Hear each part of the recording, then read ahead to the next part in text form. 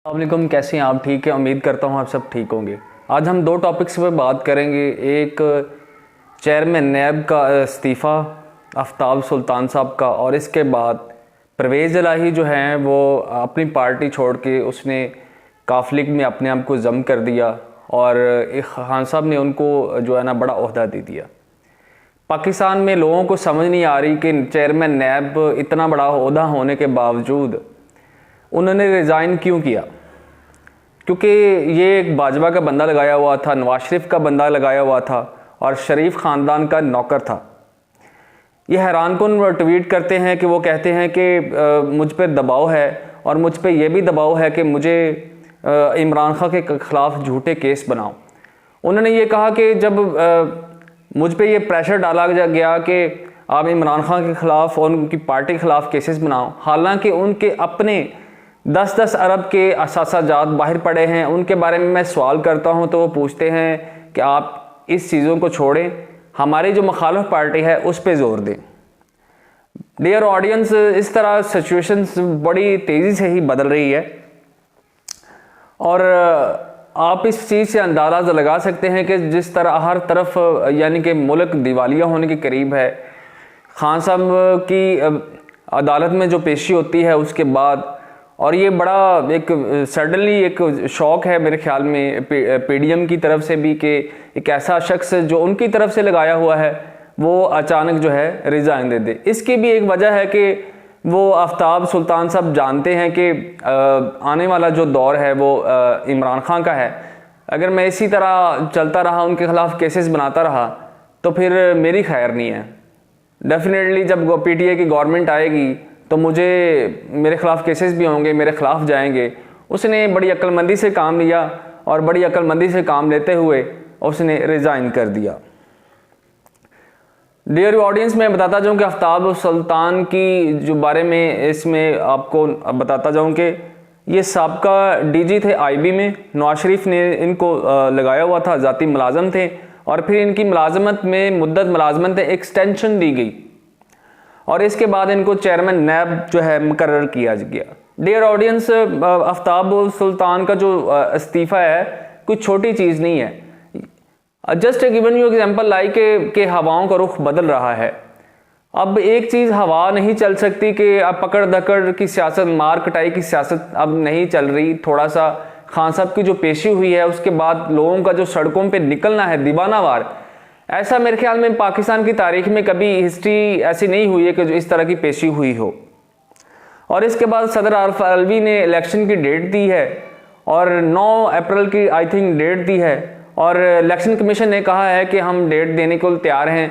और इसके बाद अदालत ने कहा है कि हम ये ऑर्डर करते हैं कि 90 रोज़ में ही जो है इलेक्शन करवाया जाए।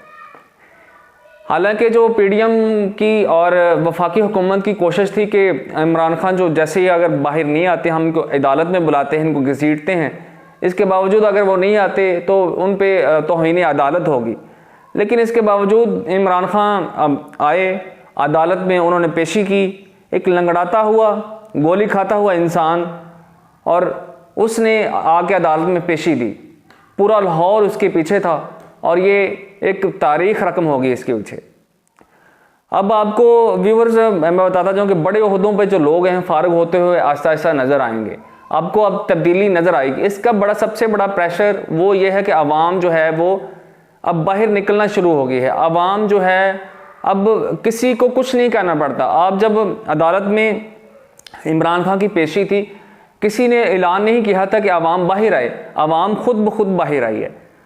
ना तो कोई जलसा था ना कुछ, लेकिन ये मोहब्बत थी आवाम की इमरान खान के लिए, क्योंकि आवाम जो है इमरान खान को वज़ीर आज़म देखना चाहती है। इसके बाद मैं दूसरा टॉपिक है परवेज़ इलाही की पार्टी में शमूलियत। ये बहुत बड़ी डेवलपमेंट है, एक छोटी डेवलपमेंट नहीं है कि काफ लीग जो है वो अपने आप को साइड पे करके और अपने आप को जो है वो पीटीआई में शामिल हो जाए और काफ लीग के तमाम अरकान असम्बली पंजाब से और जो दूसरे हैं उन्होंने पीटीआई में शामिल होगी। इसमें सबसे बड़ा जो रोल है पीटीआई में शामिल होने का, वो सबसे बड़ा रोल परवेज़ इलाही के जो बेटे हैं मोनस इलाही का है। मोनस इलाही बेहतर जानते हैं वो, क्योंकि यंग हैं और जानते हैं कि हमारा जो सियासी मुस्तकबिल है वो पीटीआई के साथ जुड़ा हुआ है। अगर हम अब मेरा मतलब हम इनकी मुखालफत करते हैं या इनके साथ नहीं चलते तो नून लीग से तो वैसे ही हम बदजन हैं, वो हमें जो है चलता करने की कोशिश कर रहे हैं, पीपल पार्टी के साथ हम जा नहीं सकते। तो ये एक आई थिंक खान साहब ने एक बड़ा मास्टर स्ट्रोक खेला है कि उनकी जो सीटें हैं मेरे ख्याल में उनको कैच करने की कोशिश की, बल्कि कर ली।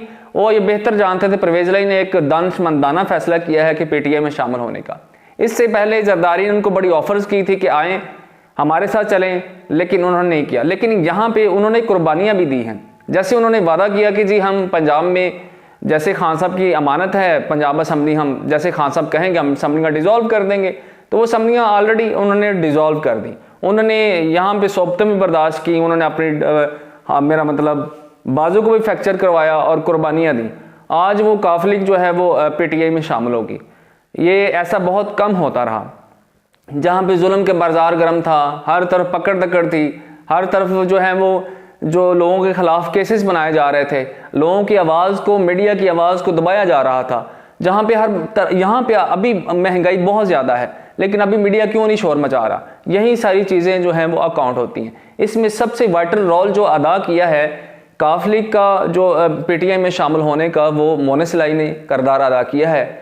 और वो ये समझते हैं कि जो है ना, अगर हमारा जो फ्यूचर है पॉलिटिक्स का जो वो है हमारा पीटीआई के साथ है, और पीटीआई जो है वो पाकिस्तान की सबसे बड़ी जमात है। अपनी दुआओं में याद रखिएगा। अल्लाह हाफिज़।